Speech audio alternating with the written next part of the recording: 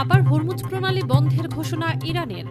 লেবাননের দক্ষিণাঞ্চলে ইসরায়েলি হামলার জেরে হরমুজ প্রণালী আবার বন্ধ করে দেওয়ার ঘোষণা দিয়েছে ইরান। তেহরানের ভাষ্য, যুক্তরাষ্ট্রের সঙ্গে ইরানের যে চুক্তি হয়েছে, এই হামলা সেটা লঙ্ঘনের শামিল। ইরানের রাষ্ট্রায়ত্ত টেলিভিশনে প্রচারিত বিবৃতিতে দেশটির সামরিক বাহিনী বলেছে, হরমুজ প্রণালী দিয়ে সব ধরনের জাহাজ চলাচল বন্ধ থাকবে।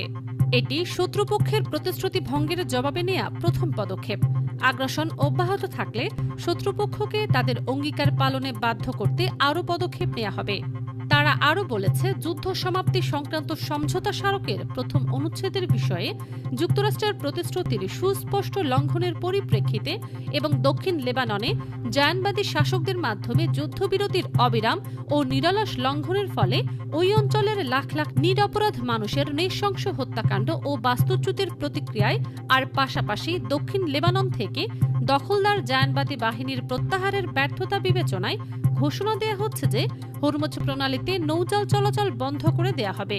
ইরান ফের হরমুজ প্রণালী বন্ধের এই ঘোষণা দেবার আগে বিশ্বের তেল গ্যাস সরবরাহের গুরুত্বপূর্ণ জলপথ হরমুজ প্রণালী দিয়ে জাহাজ চলাচলের শর্ত ঘোষণা করেছিল। যুক্তরাষ্ট্র ও ইরানের মধ্যে যুদ্ধ অবসানে একটি সমঝোতা স্মারক স্বাক্ষরিত হওয়ার ৩ দিন পর তারা এই ঘোষণা দিয়েছিল।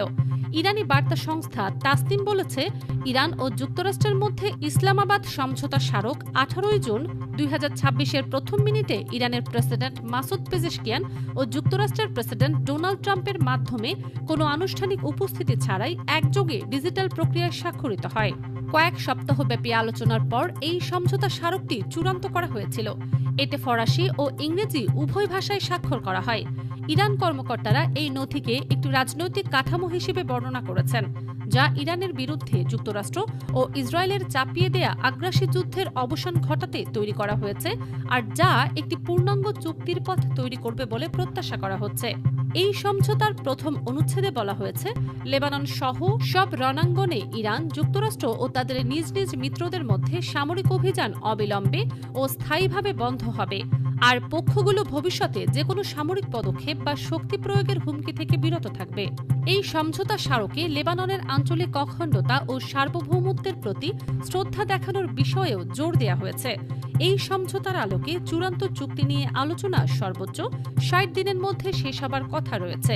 কিন্তু শনিবার লেবাননে ইসরায়েলি হামলায় অন্তত ৩২ জন নিহত হবার পর ইরান ও যুক্তরাষ্ট্রের মধ্যে হওয়া এই সমঝোতা ঝুঁকির মুখে পড়েছে, আর একটি স্থায়ী শান্তি চুক্তির মাধ্যমে একে সুসংহত করার লক্ষ্যে চলমান আলোচনা অব্যাহত রাখার হুমকি তৈরি করেছে।